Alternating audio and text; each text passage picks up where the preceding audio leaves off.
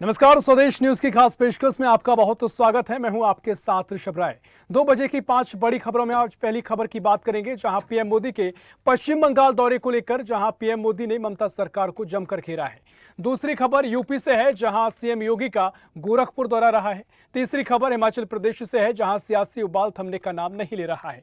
हालांकि कांग्रेस नेता सब सही होने का दावा कर रहे हैं। चौथी खबर बीजेपी की टिकट को लेकर है, क्योंकि अभी तक बीजेपी की लोकसभा चुनाव के उम्मीदवारों के नामों की घोषणा नहीं कर पाई है, जो अभी तक अटकी हुई है। तो वहीं पांचवी और आखिरी खबर राहुल गांधी की यात्रा को लेकर है। राहुल की यात्रा में एमपी में एंट्री कर रही है। वहीं राहुल की यात्रा से पहले ही मौसम ने भी करवट ली है। 5 खबरें आपको बता रहे हैं, जहां पहली खबर पीएम मोदी की है, जहां प्रधानमंत्री मोदी अन्य राज्यों के दौरे पर हैं। तो तमाम और भी खबरें हैं। बंगाल दौरे पर आए प्रधानमंत्री नरेंद्र मोदी ने दूसरे दिन भी जनसभा की, और जहां उन्होंने संदेश खाली की घटना को ममता बनर्जी सरकार की कड़ी आलोचना की है। पीएम ने कहा कि पूरा देश संदेश खाली में हुई घटना से नाराज है। पीएम मोदी ने नदिया जिले के कृष्णनगर में रोड शो भी किया है, और वहीं पीएम मोदी ने टीएमसी का फुल फॉर्म बताया। उन्होंने कहा कि टीएमसी का फुल फॉर्म तू और मैं करप्शन ही करप्शन है। ममता सरकार ने करप्शन की सारी हदें पार कर दी हैं। टीएमसी को करप्शन के नाम से जाना जाता है। और इसी खबर पर और चर्चा के लिए हमारे साथ टीएमसी की प्रवक्ता सोफिया खान जी जुड़ गई हैं। सोफिया जी, बहुत स्वागत है आपका स्वदेश न्यूज में। और जिस तरीके से पीएम मोदी का बंगाल दौरा है, कई बातें वो कह रहे हैं, संदेश खाली का जिक्र भी उन्होंने किया, क्या कुछ आप कहेंगी सोफिया जी? देखिए, प्रधानमंत्री इससे पहले तो बंगाल में दिखे नहीं। 2021 के चुनाव में लास्ट उनको देखा गया था। यहाँ पे उन्होंने जिस तरीके से बंगाल के लोगों को वंचित किया है मनरेगा और 100 दिन का पैसा को लेके, इसको लेकर काफी दिन से प्रोटेस्ट भी चला। उस वक्त भी उन्होंने कुछ चुप्पी साधी रही। और अब चूंकि चुनाव है, संदेश खाली को लेकर उनको एक मुद्दा मिला है। तो इसको लेके मैं बस यही कहना चाहूंगी कि मुझे आशा थी, हम सबको आशा थी कि मणिपुर पे भी वो इतने ही ज्यादा कटाक्ष करते।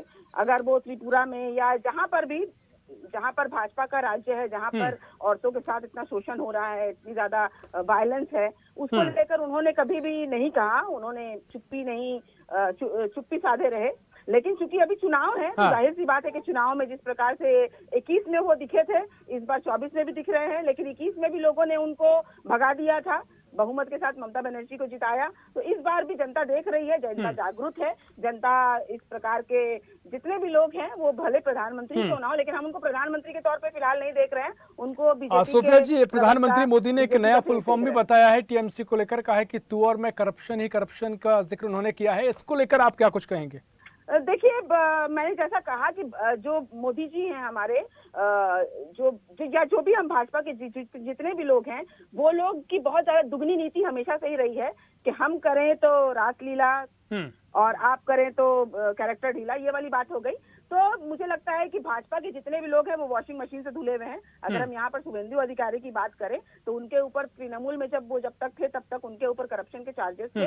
लेकिन जिस प्रकार से वो जैसे ही वो भाजपा में चले जाते हैं और अपोजिशन के लीडर बन के खड़े हो जाते हैं यहाँ पर बंगाल में, तो उनका जो है कैरेक्टर बिल्कुल रासलीला जैसा हो गया। जी बिल्कुल सोफिया जी, मुझे लगता है कि लंबी चर्चा इस पर हो सकती है, एक बहस हो सकती है। फिलहाल मैं बहुत शुक्रिया करना चाहूंगा सोफिया जी आपका तमाम चर्चा में शामिल होने के लिए। तो एक खबर आपको बता रहे हैं, जहां पीएम मोदी ने बंगाल में जनसभा की है।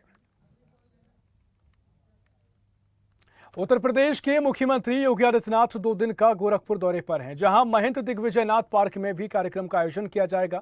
और इस मौके पर सीएम 1007 करोड़ की विकास परियोजनाओं का लोकार्पण करेंगे। 49 विकास परियोजनाओं का लोकार्पण शिलान्यास सीएम योगी करेंगे। बता दें कि सीएम योगी ब्लड बैंक और डायलिसिस यूनिट का भी लोकार्पण करेंगे। इनमें करीब 954 करोड़ रुपए से ज्यादा की 35 परियोजनाओं का शिलान्यास और 53 करोड़ रुपए से ज्यादा की 14 परियोजनाओं का लोकार्पण शामिल है। और इसी खबर पर और जानकारी लेंगे, गोरखपुर से हमारे सहयोगी रुद्र प्रताप पाठक हमारे साथ जुड़ गए हैं। रुद्र प्रताप, सीएम योगी का गोरखपुर दौरा रहेगा और काफी सौगातें वो यहां पर देने जा रहे हैं, क्या कुछ दौरे को लेकर अपडेट है? जी बिल्कुल साहब, हम आपको बता दें कि मुख्यमंत्री योगी आदित्यनाथ अपने गृह जनपद गोरखपुर में 2 दिवसीय दौरे पर आ रहे हैं। और हम आपको बता दें, मुख्यमंत्री योगी आदित्यनाथ आज गोरखपुर वासियों और प्रदेश वासियों को कई बड़ी सौगातें देंगे। हम आपको बता दें कि मुख्यमंत्री योगी आदित्यनाथ 107 करोड़ रुपए के विकास परियोजनाओं का लोकार्पण और शिलान्यास करेंगे। हम आपको बता दें कि मुख्यमंत्री योगी आदित्यनाथ 3 बजे महंत दिग्विजयनाथ पार्क में आयोजित कार्यक्रम में शामिल होंगे और वो वहां से 107 करोड़ रुपए की 49 परियोजनाओं का लोकार्पण और शिलान्यास करेंगे। इनमें करीब 954 करोड़ रुपए से अधिक की 35 परियोजनाओं का शिलान्यास तथा 53 करोड़ रुपए से अधिक 14 परियोजनाओं का लोकार्पण शामिल है। हम आपको बता दें, इस लोकार्पण और शिलान्यास कार्यक्रम में मुख्यमंत्री योगी आदित्यनाथ लगभग परियोजनाओं में बाढ़ बचाव, फ्लाईओवर, सड़क एवं नाली निर्माण, कलेक्ट्रेट परिसर में डिजिटल लाइब्रेरी का निर्माण, पुलिस प्रशिक्षण विद्यालय में आवासीय व अनावासीय भवनों का निर्माण, सिंचाई ऑफिस में शिफ्टिंग, पर्यटन विकास कार्यों भी शामिल है। जी बिल्कुल, बहुत शुक्रिया आपका तमाम जानकारी साझा करने के लिए। हिमाचल प्रदेश में राजनीतिक संकट बरकरार है। सुक्खू सरकार पर आया खतरा भी टला नहीं है। सीएम सुक्खू के बागी विधायकों को काला नाग कहने के बाद प्रदेश के मंत्री विक्रमादित्य सिंह ने अपने फेसबुक प्रोफाइल से कांग्रेस और मंत्री पद की जानकारी हटा दी है। बता दें कि विक्रमादित्य बागी विधायकों को पार्टी में वापसी कराने के लिए दिल्ली में डेरा डाले हुए हैं और हिमाचल प्रदेश के सियासी घटनाक्रम पर मुख्यमंत्री सुखविंदर सिंह सुक्खू बोले, किसी की इच्छा रही होगी मंत्री बनने की, अब हम उनको संतुष्ट नहीं कर सके। वहीं विधायक चैतन्य शर्मा को दल बदल कानून के तहत विधानसभा की सदस्यता से अयोग्य करार देने के बाद विधानसभा क्षेत्र गगरेट में उत्पन्न हुई असमंजस की स्थिति के बीच ब्लॉक कांग्रेस गगरेट ने कांग्रेसी कार्यकर्ताओं से धैर्य रखने का आह्वान किया। इन सभी स्थितियों के बीच माना जा रहा है कि ऑपरेशन लोटस अभी खत्म नहीं हुआ है। और इसी खबर पर और जानकारी लेंगे, शिमला से हमारे सहयोगी कपिल हमारे साथ जुड़ गए हैं। कपिल, हिमाचल प्रदेश में जो राजनीतिक संकट कांग्रेस सरकार पर आया था उसके लेकर जो अभी स्थिरता बनी हुई है वो भी कायम है, क्या कुछ अपडेट है?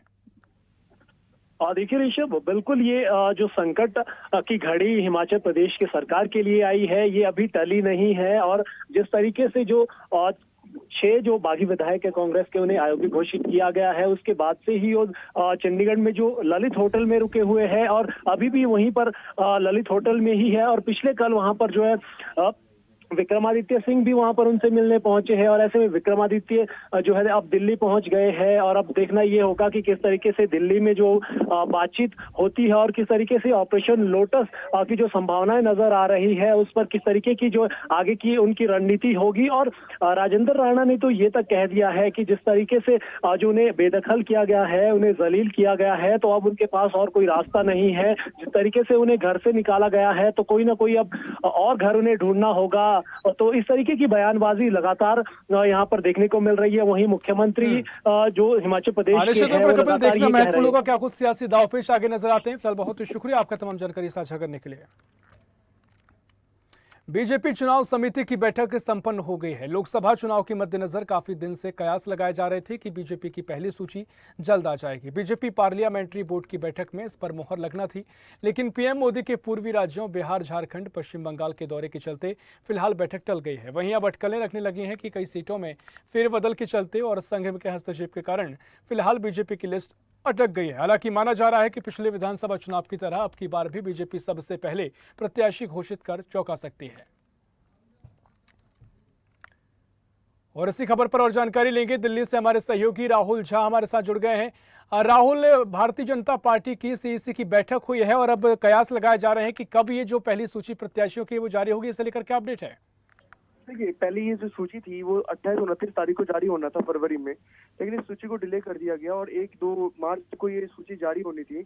लेकिन अब ये जो कयास लगाए जा रहे हैं कि ये सूची जल्दी आ जाएगी, क्योंकि बैठक तो संपन्न हो गई है और रात में 3 बजे तक बैठक ली है। प्रधानमंत्री नरेंद्र मोदी खुद इसमें मौजूद थे। लेकिन इसके अंदर सीट अगर देखिए, दिल्ली की अगर बात की जाए, दिल्ली की छोटा सा उदाहरण लेते हैं हम। दिल्ली में देखिए 7 लोकसभा की सीटें हैं, 7 में से 4 जी बिल्कुल राहुल, देखना महत्वपूर्ण होगा क्या कुछ फैसले लिया जाता है। फिलहाल बहुत शुक्रिया आपका तमाम जानकारी साझा करने के लिए।